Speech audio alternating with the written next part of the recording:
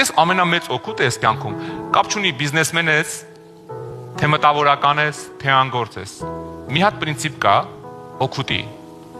Ամենամեծ օգուտը ուրիշին օգուտ տալն է։ Ուրիշ, էս է պրինցիպը։ Օգուտ տվեցիր ուրիշին, Աստված քեզ կօրհնի։ Որտեվ մենք երկնքի ժառանգներն ենք, մենք սպասում ենք մեր հորից, չէ՞։ Երբ որ դու ուրիշին օգուտ ես անում, օգուտը չի ուշանա։ Առավոտ ցանի, իրիկունը ցանի, չգիտես որը կծլի ասմա խոսքը։ Դու ստեղ կցանես, ստեղ կցանես, ընդեղից հեղեղը կծլի, որ չէիր սպասում, նենստեղից ոսկի չէիր սպասում։ Մի հարուստ մարդ կար, ամբողջ գյուղին օգնում էր։ Գյուղին, կողքի գյուղերով բոլորը գիտեն իրան։ Օգնում էր, sense լավ օգնում էր։ Մեծ ֆերմա ուներ, շատ կովեր, հավեր, ինչ-որ դեկորատիվ այծեր,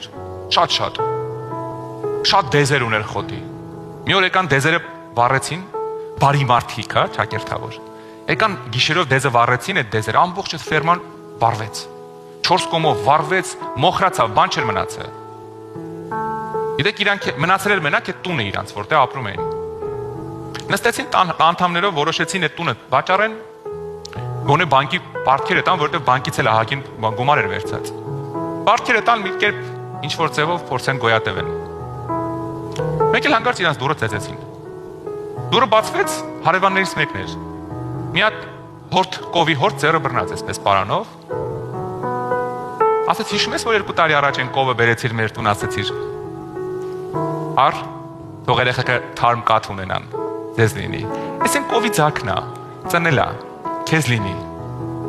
Ուրախացան վերցրին։ Հետո մյուս հարևանը դուռը ծեծեց։ Հետո երրորդը, որը 2 գար, որը մի քանի հավ,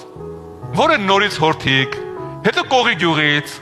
որը ոսկի բերեց մի կտոր, մատանի, որը արծաթ,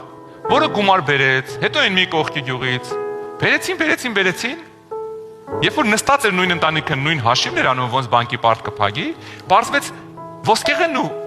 գումարները հերիք ա որ փակեն բանկի պարտքը։ Այն կենդանիներն որ բերել էին լավ սկիզբ էր, որ նորից սկսեին իրանց բիզնեսը։ Ուրախացան, աղոթեցին, պարկեցին, քնեցին։ Առավոտ բանկից մի հատ նամակ եկավ հեռախոսի վրա։ 20 րոպե առաջ ձեր պարտքը ինչ որ մեկը մարեց։ Դուք էլ բանկին ոչինչ պարտք չեք։